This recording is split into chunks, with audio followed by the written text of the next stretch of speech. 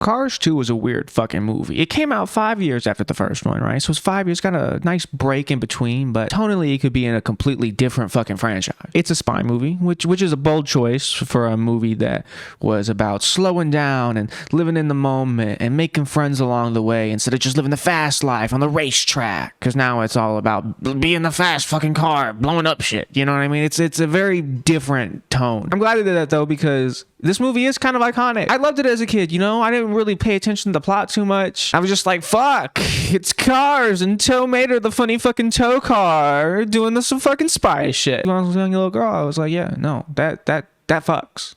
That fucks. It absolutely fucks. It should not have slayed as hard as it did. Yeah, it fucking slays. It fucking slays. It does. It does. Like I said, it's a completely different tone. There's a car death within the first 5 minutes of the movie. And I'm not saying just an implied death off screen. No, like a car fucking dies.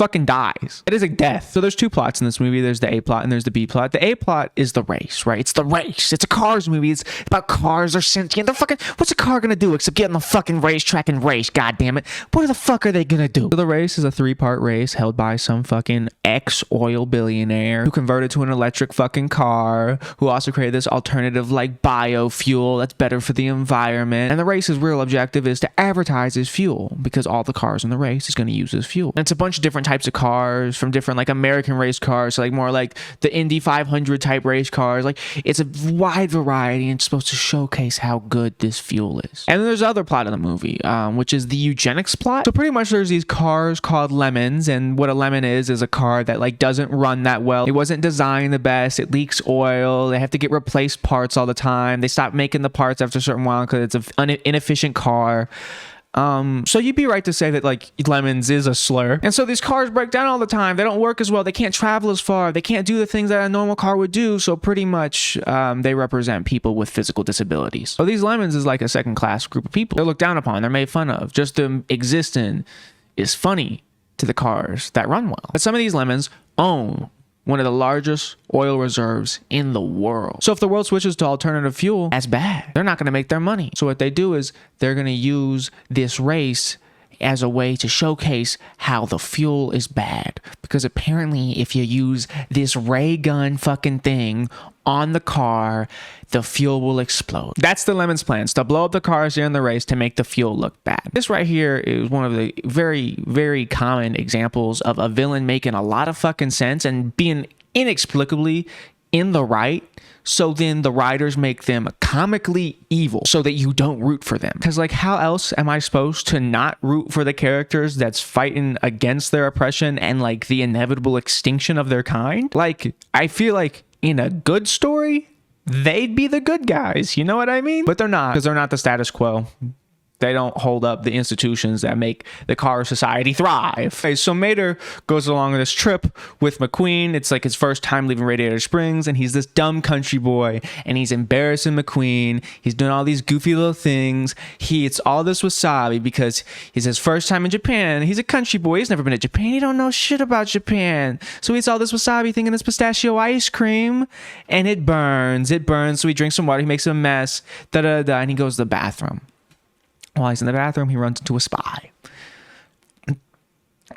Sorry, I accidentally just bit on some pepper. And I haven't drank water. 1 second. Anyway, so in the bathroom, the American spy secretly plants the data on Mater. So then the fucking other spies meet up with Mater, thinking Mater's the American spy because he's such a country boy. He's so American. Of course, he's the American spy because he's got the info. And though Mater doesn't really know what's going on, but during some wacky, wild shenanigans, fucking Mater messes up McQueen's race. McQueen gets mad at Mater. They have a fight. McQueen says, just like you're dumb, this isn't Radiator Springs. You can't act like this is Radiator Springs, cowboy. And so Mater leaves. But as Mater's leaving, the spies who think that Mater is a spy, but Mater's not a spy, don't get it confused. They think he's a spy though, and they fucking are like, yo, Mater, come with us. Help save the world. And Mater's like, fuck it, I guess. Yeah, why not? And anyways, Mater is insecure because everyone thinks he's just some dumb hick for the most part, right? He's doing dumb hick things.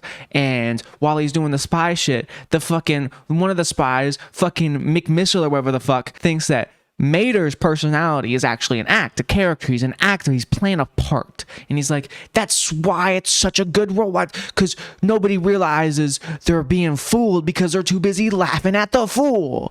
And so Mater's like really insecure because he's like, everyone thinks I'm an idiot. I'm just dumb, stupid. This isn't Radiator Springs. God damn it. But anyways, there's some shenanigans, some action scenes that happen. Mater saves the day. And it turns out that the main villain was actually the creator of the alternative fuel, but it wasn't actually alternative fuel.